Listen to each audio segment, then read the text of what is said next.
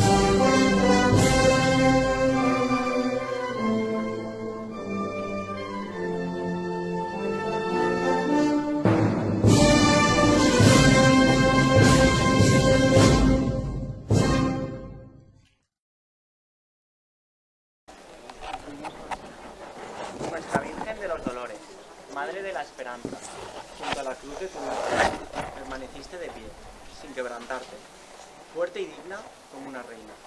Hasta el final acompañaste a Cristo. Ahora nos invitas a poner en tus manos y en tus lágrimas nuestros propios dolores, los de nuestros seres queridos, los de todos los hombres que sufren en este pueblo, en Benifayó y en el mundo, para sumergirlos como a los tuyos en esperanza de resurrección. Ayúdanos a confiar en el amor del Padre Dios, que es capaz de convertir cada cruz de sus hijos en fuente de vida nueva y bendición, implorándonos al Espíritu Santo que fortalece y da alegría a nuestra fe, y nos permite descubrir a Cristo en cada hermano triste, enfermo o necesitado, para acompañarlo y servirlo como tú. Únenos en familia bajo tu manto, y enséñanos a ser contigo instrumentos de Cristo Redentor. Madre dolorosa de la gran esperanza, haz que siempre descubramos en ti los auténticos valores cristianos.